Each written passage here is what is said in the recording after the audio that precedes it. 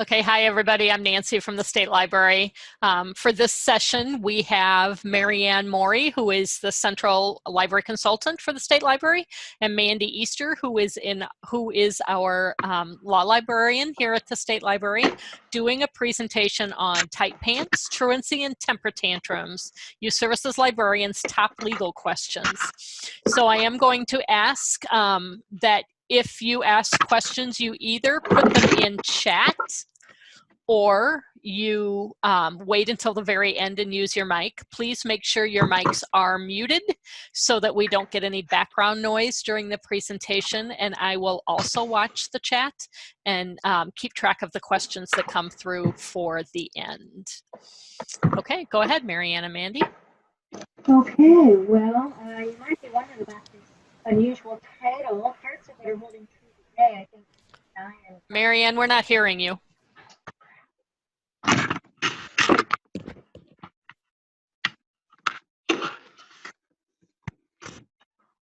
Okay, can you hear me? Not very well. Not well. All right, this is just infuriating. What changed? We heard you well before. I don't know, I haven't changed the thing. Plug just a minute.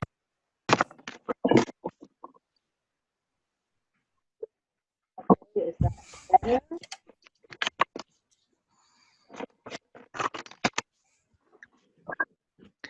We're experiencing technical difficulties. Please stand by.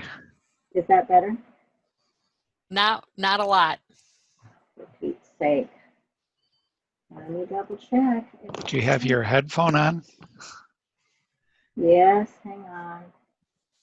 Okay, now it's showing it's connected to this particular device. That's 100 times better. Okay, yep, here we go. Well, you might be wondering about this title. It's a bit unusual, but parts of it are holding true. I think Mandy and I, and probably a lot of you, are wearing tight pants, and for some of us, our pants are actually getting tighter because we're eating a little bit more during this stay-at-home time. And we probably all would like to be able to run away from home right now, and maybe some of you are getting to the point where you're ready to throw a temper tantrum. But truthfully, this title is based upon the top legal questions that Mandy gets from our youth services librarians. So today, that's what she plans to cover, and we'll also be covering librarianship's professional ethics with respect to our younger patrons, and we will provide you with some additional resources for your consideration. And I had to figure out how to advance the slides because I had to disconnect part of my computer here. Today's presentation is going to be divided into two parts. So the first one is dealing with helicopter parents who make it hard for us to be librarians. And the second is dealing with the absentee parents who also make it hard to be a librarian. So Mandy's going to talk first about children's inalienable rights in America and your legal and professional responsibilities to minors. And this is by far the greatest legal concern for youth services librarians. So Mandy, I'm going to turn things over. Hi, everybody. Everyone in the United States is protected by the First Amendment, under which our federal courts have ruled we have the right to hear all sides of every issue and to make our own judgments about those issues without government interference or limitation.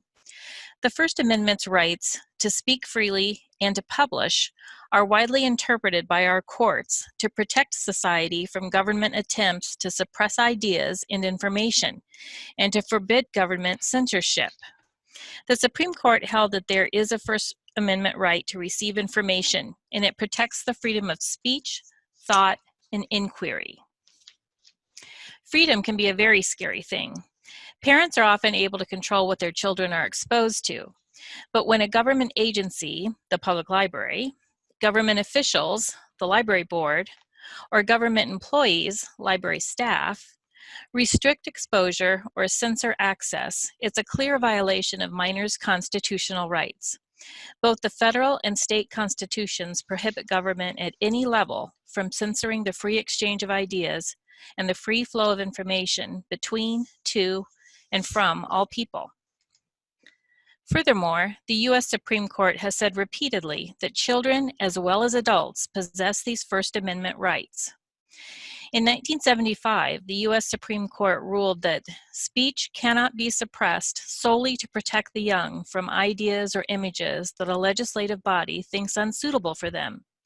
In most circumstances, the values protected by the First Amendment are no less applicable when government seeks to control the flow of information to minors." Unquote. For this opinion, the justices relied on the 1969 U.S. Supreme Court decision from Iowa's own case, Tinker versus Des Moines School District, in which the justices ruled that parental rights do not transfer to the government, even if the parents request or demand it, which means that librarians cannot restrict children's access to library materials and services even when their parents tell the library staff to do so. Federal courts have also ruled that libraries requiring parental permission for children to access certain library materials or services, and libraries that move questionable children's books to adult sections place an undue burden on minors' constitutional rights and stigmatize freedom. Mandy, I know you've said this a lot, probably at least 1,000 times, but it is worth repeating here that only parents can oversee what their children access at the library. That's true, and it is worth repeating again and again. Only parents can demand that their children, and only their children, refrain from checking out certain library materials in direct consultation with their own children. You may not lawfully ask parents to give or withdraw permission for their children to check out certain library materials or access certain library services.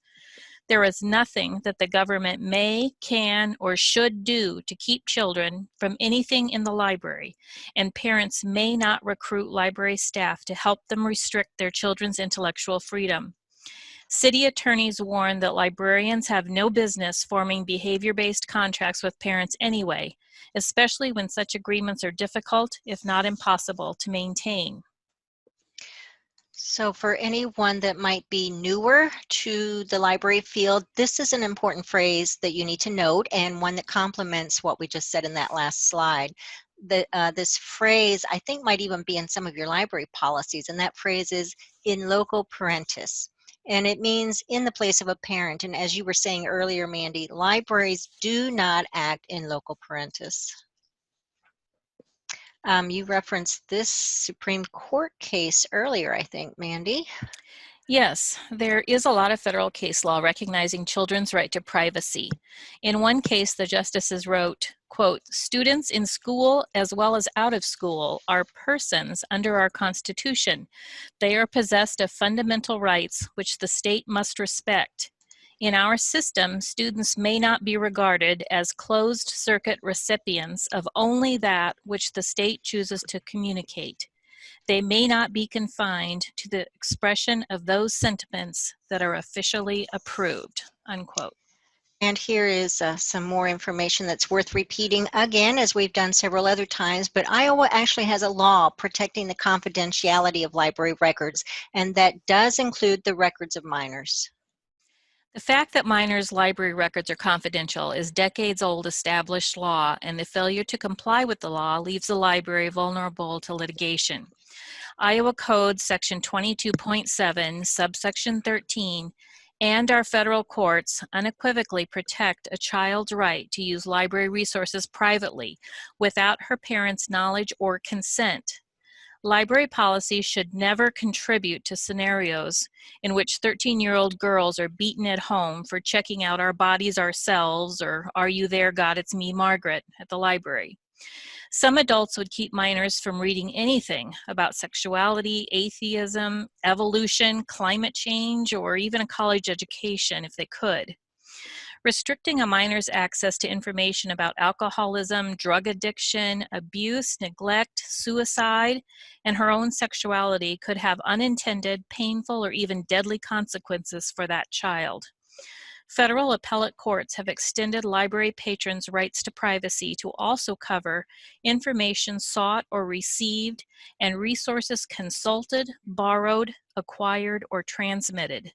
This includes, but is not limited to, database search records, reference questions and interviews, interlibrary loan records, information about materials downloaded or placed on hold, and other personally identifiable links to uses of library materials, programs, facilities, or services. The American Library Association's attorneys help the organization formulate professional standards based upon the law. ALA is such a well-respected professional organization that U.S. Supreme Court justices quote ALA's Library Bill of Rights in numerous precedent-setting decisions pertaining to the First Amendment. In 1939, the American Library Association adopted its famous Library Bill of Rights based on a document authored by Forrest Spaulding, who was, amazingly enough, the director of the Des Moines Public Library. In 1967, the ALA Council added the word age to Section 5 to read, "A person's right to use a library should not be denied or abridged because of origin, age, background, or views." In 1972, ALA adopted its interpretation of the Library Bill of Rights entitled Free Access to Libraries for Minors, which is now entitled Access to Library Resources and Services for Minors. It says, quote, "Library policies and procedures that effectively deny minors equal and equitable access to all library resources and services available to other users violate the American Library Association's Library Bill of Rights. Children and young adults unquestionably possess First Amendment rights, including the right to receive information through the library in print, sound, images, data, games, software, and other formats," unquote. And I want to just jump in here and mention that it's not just the role of librarians to defend intellectual freedom and privacy of minors' library usage. It's also the role of the library board, and it's really important that your trustees understand this fact. Chapter 7 of the Iowa Library Trustees Handbook lists these trustee competencies. The board safeguards the public's First Amendment and intellectual freedom rights by protecting freedom of access while also being open to the public's comments. And the board is aware of patron privacy protections under the Iowa Code and ensures that its policies are consistent with the law, unquote. Chapter 15 says, quote, "As a trustee advocate, you will be a defender of intellectual freedom defined by the American Library Association as the right of every individual to both seek and receive information from all points of view without restriction," unquote.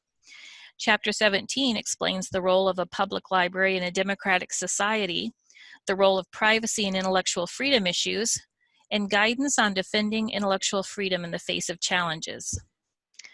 Your district consultant is readily available to provide trustee training in the area of intellectual freedom should they need additional information on this topic. Yeah, thanks, Mandy. I know as one of those district consultants, I routinely provide this kind of information as trustee training, and as all of the trustee district consultants do. But Mandy, I know you've often had to provide legal information for libraries as boards as well as staff. I have had to send out a well-documented history of minors' constitutional rights and librarianship's professional ethics regarding minors to librarians, trustees, mayors, city councils, city attorneys, county boards of supervisors, outraged parents, and sanctimonious citizens, all trying to protect young people from themselves. There is no proof whatsoever that children who are allowed to consume information freely are more prone to troublesome lives than children who grow up in protective bubbles of censorship. We do know that curiosity is one of the hallmarks of intelligence. So if you, as the keepers of minors' constitutional right to use all the materials and services offered by their libraries, need backup in your own communities, let me know. Mandy, that's why we all love you and appreciate you so much here at the State Library. You're helping us keep in mind that First Amendment and other legal tenets of freedom and the ethics that form the foundation of true librarianship. So I'd like you now to help us apply these academic philosophies that we've just covered and put them into some practice in real situations that many of our youth services staff face in their libraries. So let's start with a typical scenario: issuing a library card to a minor. Many of our libraries require anyone under the age of 18 to get his or her parent's signature on a library card registration. Is that legally required? Parents sign for a child's library card because the registration procedure represents a legally binding contract between the library and the private citizen who plans to borrow the city's property, library materials. The law of contracts says that contracting with a minor carries risks, since a legal defense to a minor's breach of contract is that the contractor was, well, a minor. However, since Iowa Code Section 613.16 holds parents responsible to an extent for the acts of their children, they can be forced to pay for their kids' overdue fines, fees, and lost or damaged items. When parents sign their children's registration cards, it can make it easier to recover monetary damages in court. That said, there are many Iowa public libraries that don't require parents' signatures on registrations for minors who are at least preteens, typically 10 years or older, in order to preserve minors' constitutional right to use their libraries and to counter some parents' reluctance to accept legal responsibility for overdue, lost, or damaged materials. Librarians prevent or limit teen debt by restricting teens' access to additional materials once any item becomes overdue. Teens can volunteer at the library to work off the costs of overdue, lost, or damaged items, or they can pay cash for them, since most have access to money from gifts, allowances, odd jobs, or part-time jobs. Libraries that adopt policies allowing preteens to sign for their own library cards sometimes struggle with the usual identification verification process. Some library staffs in very small communities take a child's word for it if he can recite his full name, birth date, complete address, and telephone number, assuming that it won't take long to figure out false identities in a tiny town. In some cities, if a student has a school ID, then staff has an arrangement with the schools to verify addresses for students who apply for library cards. School directory information is typically an open record. Where schools don't issue IDs, some libraries ask a student to bring in any formal school communication, a report card, a letter to the student's home, a personalized announcement of some sort, etc., that hopefully has both the student's name and address on it. In other cities, if the student can produce a school communication that contains only his name, the library will mail a postcard to the student at the address he provides, and once received, he brings it back to the library to verify his address and complete the registration process. We noted earlier that library records are confidential pursuant to Iowa Code 22.7, but what do you recommend librarians do when a parent wants to know what her child has checked out on the child's library card? So parents are liable for the acts of their children, and yet children's library records are legally confidential. Iowa Code Section 22.7 gives the library director the authority to decide whether or not to release library records. Each library board should adopt a confidentiality policy that designates the library director as the custodian of the records and states when the director may release them. Some Iowa libraries will not release a child's records to a parent under any circumstances. Others will release them in certain situations. To protect intellectual freedom, library boards should err on the side of confidentiality. Releasing the records of a library patron, regardless of age, should be the exception rather than the rule. For example, if a 3-year-old has checked out a number of books and the parent wants to know the titles to be sure all items have been returned, many library boards would find it reasonable to release the titles. However, the older the child is, the more difficult the decision becomes. And Mandy, you said it is the library director who is the custodian of the records. So if you are not the director at your library, you definitely need to talk about this with your director. But when I was teaching the public library management classes, I advised librarians of several ways they could appease an angry parent demanding to know what the child had checked out from the library. And here were some of my suggestions, which Mandy, I know you've also approved and noted elsewhere. You can tell the parent to simply ask the child what's checked out. That's assuming the child is somewhat older. You can help the parent realize that she can have her child check out materials on the parent's card, which ensures that the parent visits the library with the child. Assuming that your library is automated, and this is perhaps a very good reason to automate, you can show the parent how to access a personal library account from the library's website and encourage the parent to sit down with the child and access the child's account together. You can let the parent know that she can bring the child to the library and together they can request to see the account from staff. Or as a last option, you could print a receipt of the child's checkouts, put it in a sealed envelope addressed to the child, and mail it to the home. A great deal of angst can be avoided by clearly notifying parents that the library will maintain the confidentiality of their child's records. Include a brief statement to the policy's effect on the registration itself above the signature line, or ask parents to acknowledge receiving the information by initialing the notice. At that time, if they're uncomfortable with the policy, give them the option of checking out their children's books on their own cards. Give them every opportunity to prevent a problem. I think that's a matter of being proactive instead of reactive. So just make sure you have some good policies. Mandy and I presented a session for the Iowa Library Association conference a few years ago that was then repeated as a webinar for the state library. And this webinar goes into a lot of detail about the topics we've just covered. So we strongly recommend that you view this archived session on our state library's continuing ed page for more information about these topics. You can see the date of the presentation up there in the corner, and that's listed in the chronological order on our continuing ed page.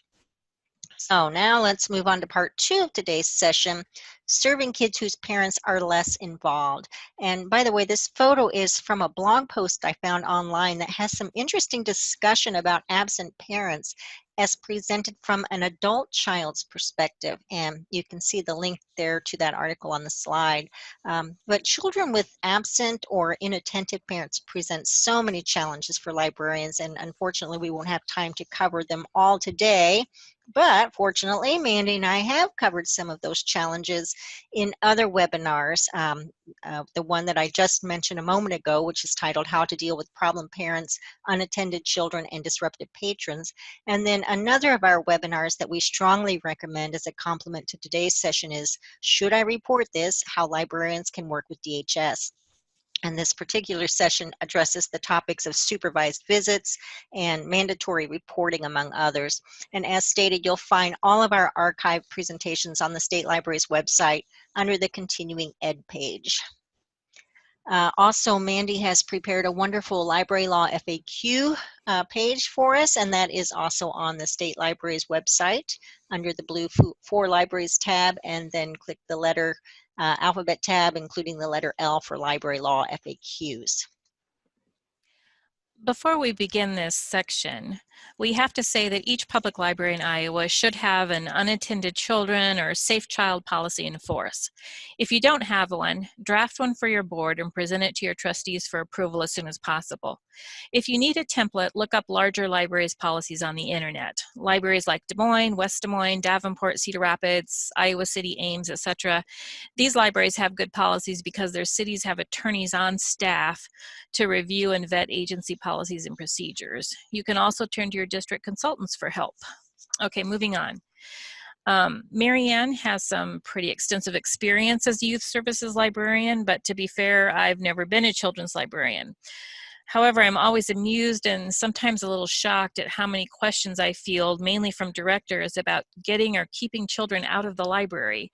I don't think they mean to be asking that exactly, but the upshot of their questions is always fewer children in their libraries. I really hope that's just a misperception, because every child in a library is potentially a future library supporter, and his or her parents are current library supporters. So they're very valuable patrons, literally. A lot of what we're saying today is aimed at welcoming children into our libraries and keeping them involved with all the programs and services we have to offer them. So here's where part of our session title comes in, Truancy. And this is a sample question Mandy often receives about this issue. Can a library keep school-aged children out of the library on school days because the board and staff don't want to endorse truancy? Can librarians report these kids to the authorities? This kind of policy is completely unacceptable in Iowa and leaves libraries vulnerable to litigation. By law, truancy falls under the sole jurisdiction of the local school district, making truancy a private issue between school officials and parents. State law also protects the confidentiality of public library usage by both adults and children, so with rare exceptions, librarians shouldn't be tattling on their patrons to any governmental authorities. Furthermore, in 2013, the Iowa legislature essentially eliminated the act of truancy by passing sweeping amendments to Iowa's homeschooling laws. There are now so many legal and broadly variant models for educating children that truly no one can safely assume that a particular child is truant from school. Public library staff do not have the right to question a child or a child's parent about the child's student status. And finally, the mission of a public library conflicts with the truancy policy. The potential for a public relations fiasco is very real. The Library Law blog says, quote, essentially, public librarians are not in loco parentis and therefore have no duty to report suspected truancy. Please note that it is solely parents' responsibility to comply with the compulsory education of their children and no one else's, unquote. The American Library Association says that unattended children policies are the best way to deal with children alone in public libraries for extended periods of time during school hours.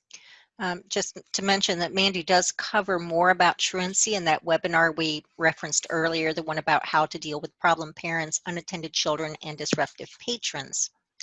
So now, Mandy, what can librarians do once we open back up and sick kids, or what appear to be sick kids, are dumped at the library while their parents work?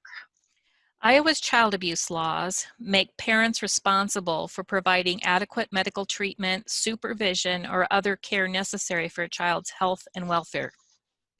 So it is possible to hold accountable parents of ill minors who are expected to spend the day in the library because they're too sick to go to school. Because a sick child left alone in the library creates a legal liability for the city, the situation can and should be addressed in the library's policies.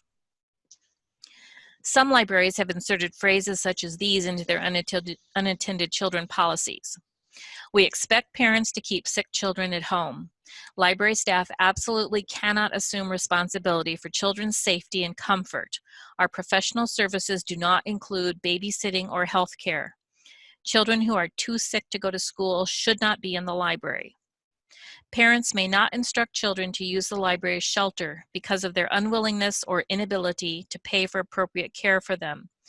The use of the library as a required place for children in lieu of daycare services is discouraged. And this is my favorite one. The library is not an appropriate place to leave children with obvious medical conditions that require close monitoring.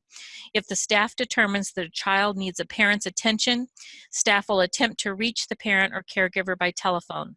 If the parent cannot be reached or is reached but does not come within a reasonable period of time to pick up the child, the staff may report the circumstances to law enforcement or the appropriate social services agency.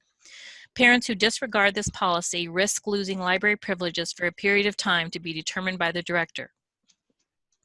Train staff to deal with these situations properly by role-playing and frequently talking about consistent ways to deal with both sick children and their parents. Oh yes, this is the tight pants part of our title.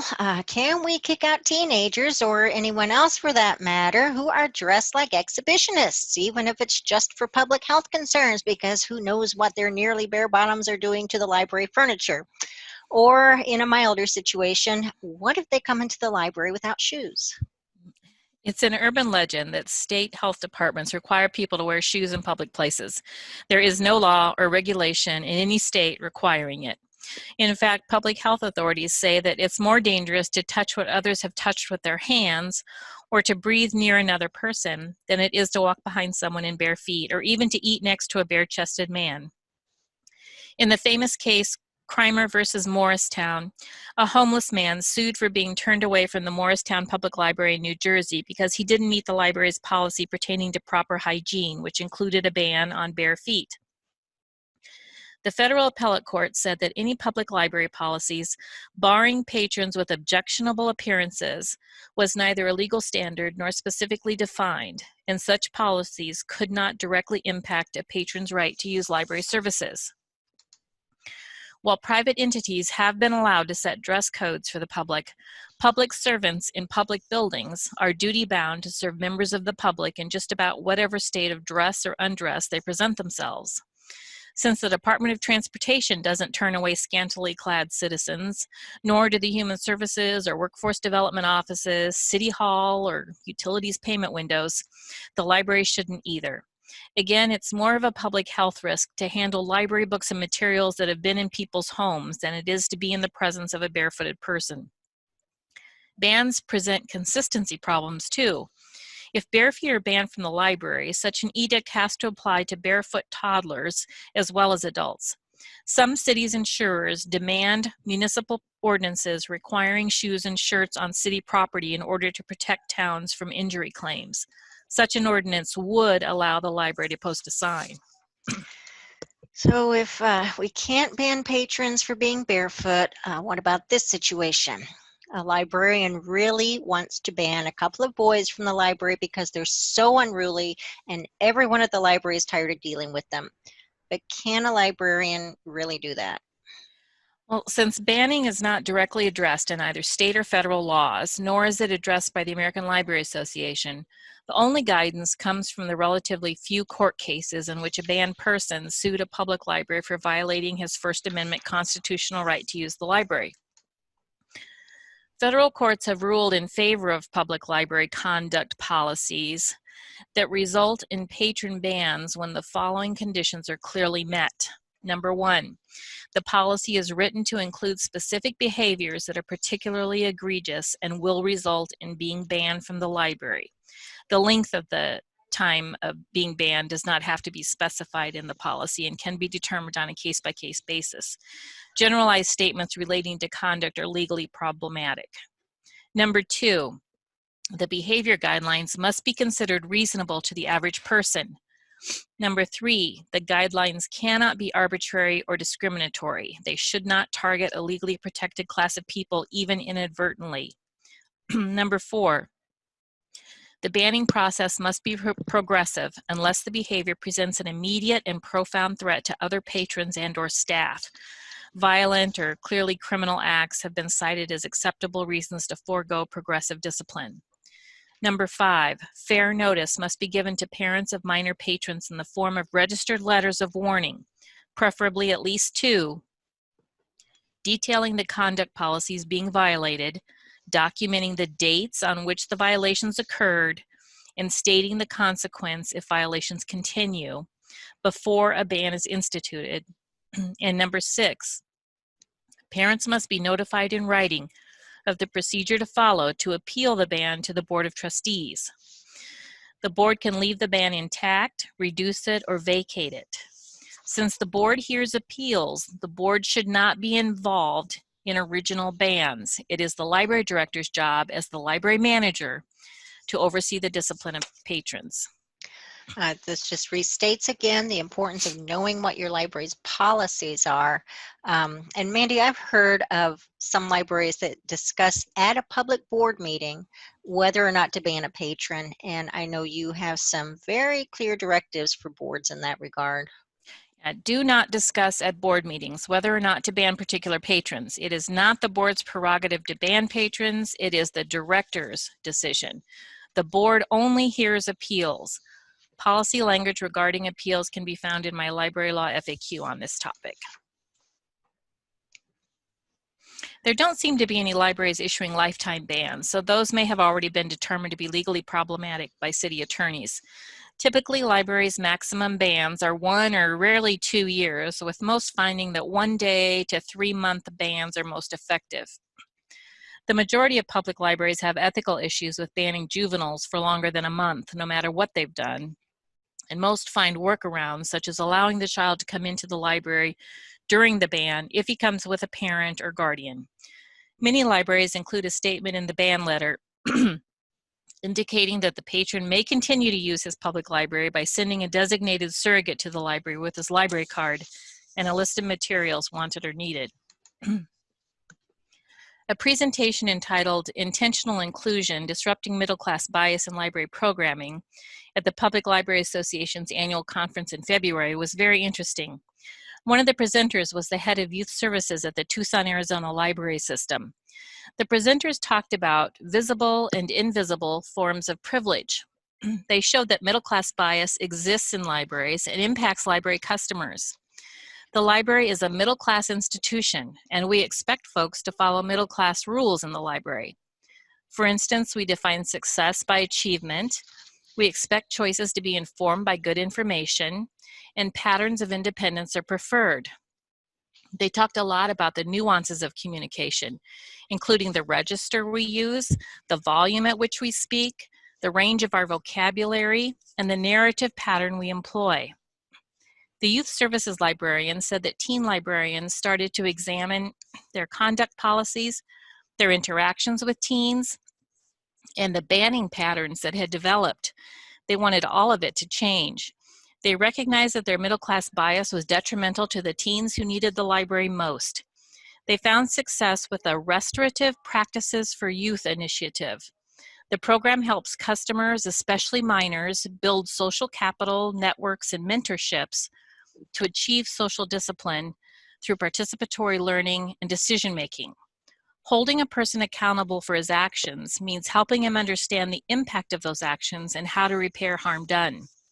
The process involves identifying needs and responsibilities of both the offender and the victim, building relationships, listening actively, asking open-ended questions, encouraging impromptu gatherings, and utilizing a restorative practices board, a committee made up of staff, trustees, and community members to help offenders avoid bans or suspensions. The whole program works to eliminate an us versus them mentality. What really struck me was that his staff realized that librarianship was not about keeping kids and teens out of libraries. It was about keeping them in libraries in order to get them out of their current situations and into successful adulthoods. Now, every time a librarian asks me about banning kids, I can't help but think, is there anything that can be done to keep them in the library rather than outside it? I think that's a really good question to ponder. That particular PLA webinar you just mentioned, Mandy, I don't believe that's available without charge yet, because that was just from this year's PLA conference, but there's a related presentation also from that same Arizona library that I found online, and that was presented at PLA's 2018 conference, and it is available without charge, and I've got the URL here on the slide, and these slides will be available to you after today's session. I want to give you one note of caution, though. The Iowa Supreme Court ruled that bar owners are responsible for keeping their customers safe, even in their establishment's parking lots. Just a minute, I'll explain how that applies to libraries. The case involved a bartender who kicked out two men for fighting. Once the men got outside, the stronger of the two beat the other one nearly to death. The justices said that throwing both of them outside the protection of the building and other bar patrons basically ensured that the assault would continue unchecked and in earnest, and the weaker participant would be victimized.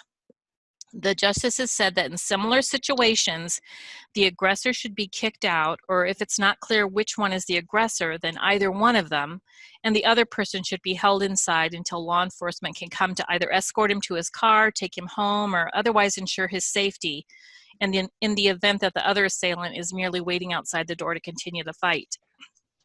In light of this ruling, forcing two brawling minors out of the safety of the public library might create liability for the city in the event that one then injures the other. The staff may be viewed as neglectful in such a situation. An angry parent could sue the library for putting his or her child in danger, especially if the child wasn't the aggressor and was instead the victim. It's best to separate two fighters, making one leave, and then contact a parent or law enforcement to ensure the safety of the other. You can consult with your local law enforcement or your city attorney for a preferred procedure that limits the city's vulnerability to litigation.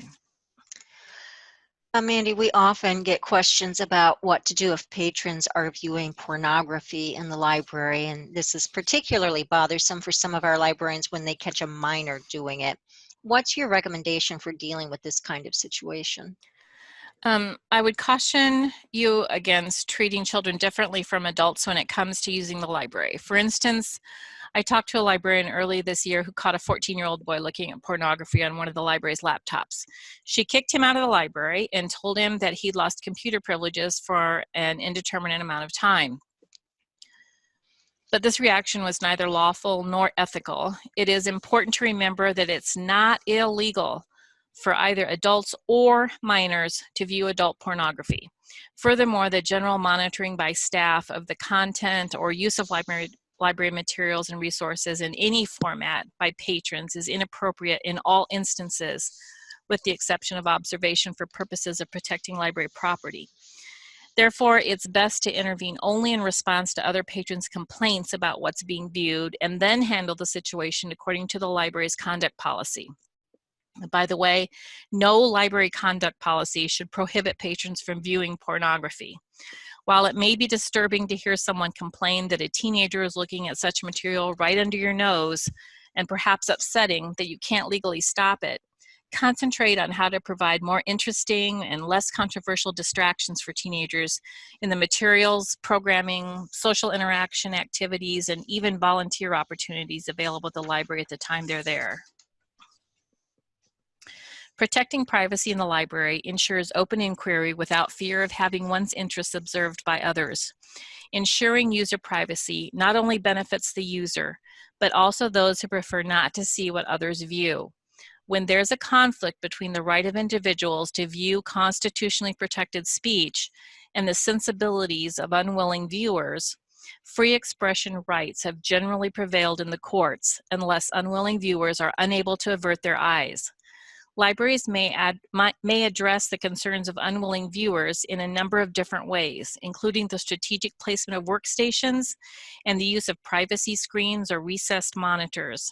Ideally, patrons can check out laptop or notebook devices to carry to relatively private seating in the library. Also, no ban or withdrawal of privileges should be for an indeterminate period of time. If your conduct policy gives the director or manager on duty the discretion to set such times, then the patron must be told a definitive time at the point of discipline. We referenced this particular webinar earlier, but it is worth mentioning again because of the next topic concerning hungry kids. In this webinar, Should I Report This? How Librarians Can Work with DHS, Mandy and I talked with Maureen Barton, the supervisor of the Iowa Department of Human Services Division of Child Protection Services, about the number of kids who are dropped off at public libraries in lieu of daycare, despite the fact that librarians are not babysitters, as well as what to do about the number of children in libraries who appear to be neglected or even abused. And Maureen reminded us that within the legal definition of child abuse is parents' failure to provide adequate supervision, and also the denial of critical care, which includes parents' failure to provide adequate nutritious food. But Mandy, as we were reminded in that webinar, librarians are not mandatory reporters, right? That's correct. Please note that public library employees are not mandatory reporters. Iowa Code Section 232.69 lists the professions required to report suspected child abuse. Even if a library employee has a current teacher's license, she's not a mandatory reporter when she's working at the library. She's a mandatory reporter only when she's teaching. However, just like any other concerned citizens, library employees can report the suspected neglect or abuse of any minor to local law enforcement, local or state DHS offices, or to the Child Abuse Hotline 24 hours a day, 7 days a week at 1-800-362-2178. Be ready to provide identifying information about the victim and his or her likely whereabouts. Even though you'll be asked to voluntarily leave your name and contact information in case more information is needed, your report is anonymous as far as the family concerned ever knows. DHS never divulges to a family who has called in a report of abuse or neglect, nor do they give a family any information about the reporter that could lead the family to guess who it was. Mandy, I don't want to repeat the content of that webinar. So on this topic, we just want to remind you or want to add that some of the state library are concerned about how many librarians in small towns have decided to feed children by providing informal snacks for them after school and on days when school is not in session. And I'm not talking about purposeful partnerships with school districts, food banks, or the Iowa Department of Agriculture, or those formal lunch in library programs in which we actually do encourage public libraries to participate. But we're talking about handing out bags of potato chips, packaged cookies, fruit roll-ups, candy, and things like that, usually purchased by library staff in bulk or in some cases donated by local distributing companies. So Mandy, I know you've got information from the League of Cities about that. So you want to tell us more about that? Yeah, the League of Cities tells me that this type of activity would probably give city attorneys indigestion if they knew about it because of all the liability involved. It is risky to feed children without their parents' express permission because of all that could go wrong. The staff's ignorance of dangerous food allergies or health conditions such as type 1 diabetes, or parents' efforts to prevent or battle childhood obesity, parents' surprise or even anger at learning that their children have been fed without their knowledge, or what they were fed without their approval, etc. The random and informal provision of snacks to children by city employees and city agencies is a bad idea from the perspective of both legal liability and public relations. Along with formal lunch programs such as those mentioned above, it's a much better idea to couple snacks with library programming for which children must register with their parents' permission. Cooking lessons for different age groups, during which proper nutrition is discussed and the foods made or consumed, are wildly popular at public libraries across the state. Monthly book discussion groups for older children can include a list of snacks that will be offered for parents' approval at registration. Marianne, do you have any other examples?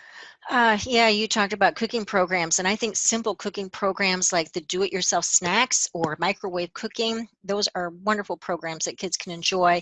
Plus, it enables them to learn a skill as well as get a snack at the library. And I would recommend you partner with your local extension office for some good ideas in that regard. I've heard of libraries creating a Pizza and Pages program. And they do that for their student book clubs. And doing programming that focuses on world cultures can be another program idea that might feature cultural foods. I do think that most of the libraries that regularly serve food to kids are doing so in partnership with other organizations, which is likely the best way to coordinate this kind of endeavor. And here's another consideration. In a library system where I once worked, we were not allowed to serve food unless it was directly connected to a programming purpose. And I don't recall if that was a policy of the library or if that had to do something with the city-county funding, but either way, we librarians had to be creative if we wanted to serve food at any programs. So for instance, popcorn at a movie program was fine, but handing out bags of popcorn after school just as a snack would not have been okay. So double check what your policies are at your library in your city. We do have an archive webinar presented by a panel of Iowa librarians. You see the slide here. And they all offer food programs. This was presented in late 2016, but it's still available on our website, and I believe it can give you some ideas of what Iowa libraries have been doing in this area. And also ask our youth services consultant, Angie Manfredi. I'm sure she'll have some ideas to share with you too. Well, the point is just to acknowledge and respect the fact that some parents can be pretty picky about what, when, and where their children are fed. So even though most kids are grazers and happily consume snack food at any time of day, especially after school, informally feeding kids can get the library into trouble.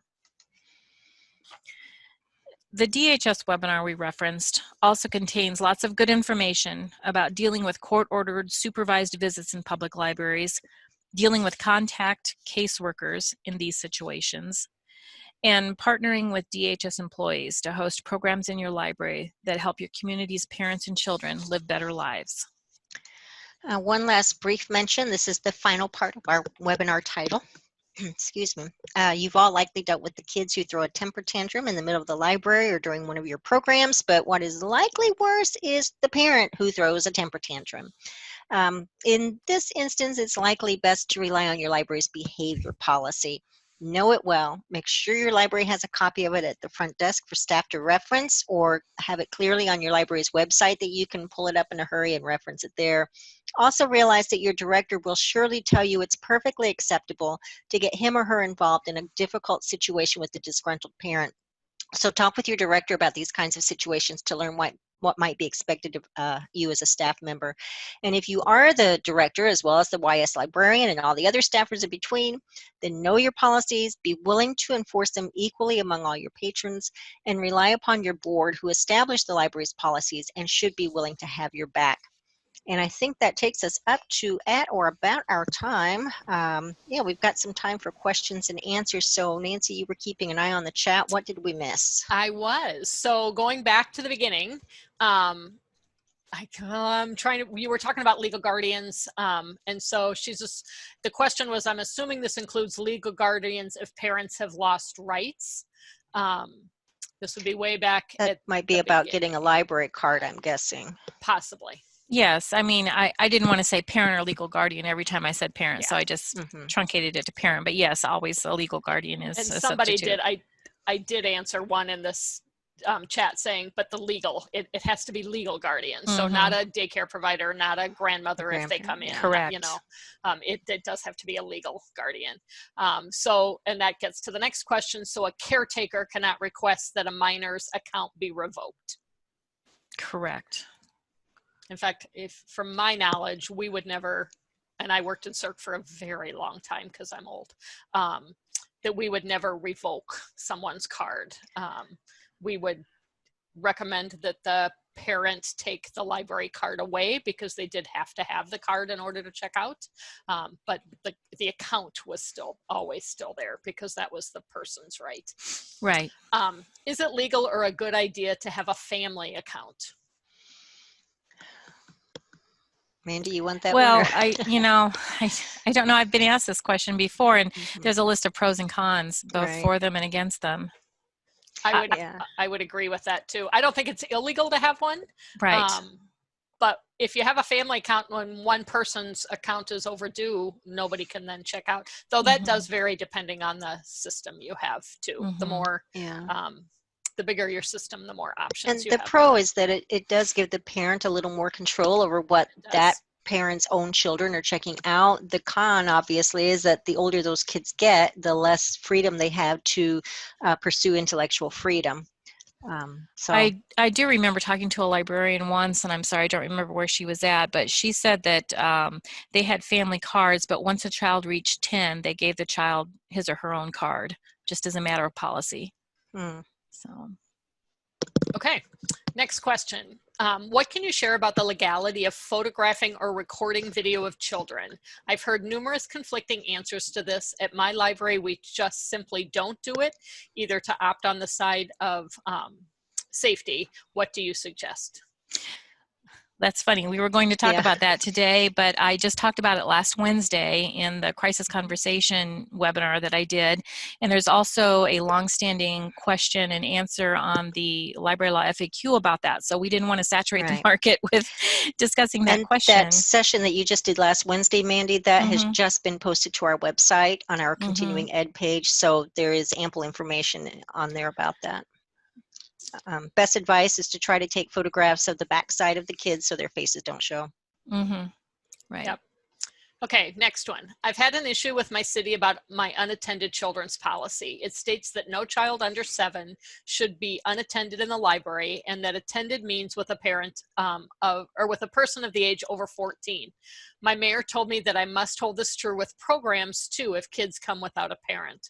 My response was, during normal library hours, I am doing other things and not focused on the kids. During the programs, we bring in an extra employee and usually a volunteer to oversee the program and the children. In my opinion, that means we're working as the responsible party in that time. Am I correct, or do I need to only allow programs for that age with a parent present? Sorry, that's a long one. Marianne, is with your expert background in children's librarianship.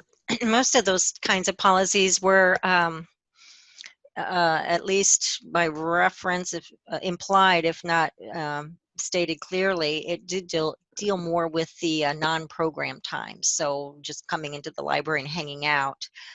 Angie would probably have more information to share on that, but I know in the libraries where I have worked as a youth services librarian, that type of policy did apply to the library proper, and it did not apply to programs. But you need to confer that with your director, confer it with your board, because remember, it's only the board that can establish policy. So realistically, if your mayor has a problem with the policy, the mayor needs to be talking to the library board. Okay. Next one, none of our after-school programs require registration. Would we run into issues serving snacks at these? Yes, I think so. I think that's what we were talking about. If parents don't have an opportunity to approve the food that their child will be consuming, you're taking a huge risk. And then related to that, what about a candy dish for patrons? Something like individually wrapped buttermints.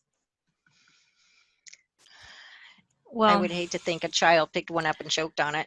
Yes, exactly. Talk about risks. Yeah. And also, you know, the kids with diabetes and type 1 diabetes is increasing all the time with young children. So I don't approve of it myself, but I'm not sure that there isn't a law against it. It's just not a good idea from a legal risk perspective. The liability is too great, I think, to offset the benefit. More and maybe that's where you partner with one of those other organizations that they usually have the backside covered, legally speaking, when you partner with one of those other groups, and they could come in and do something like that right before your after school program. Okay, what is the difference between asking parents for permission for kids to attend programs versus checking out materials or accessing info online? That might be more than we have time to get into. I assume you mean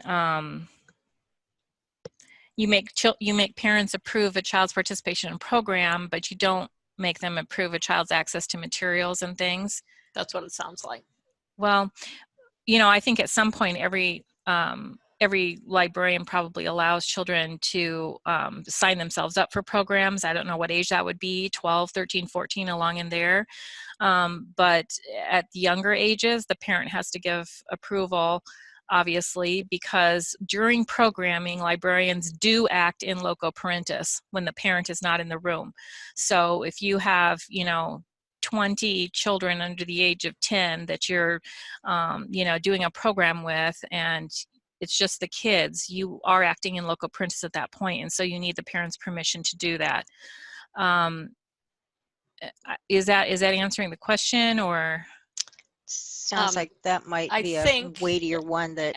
And I would say, yeah, if that was Kim Shiro who asked that one, you might want to follow up afterwards with that one too. So we still have some more, sorry, and I know we're almost out of time. I'm going to ask one more here. Can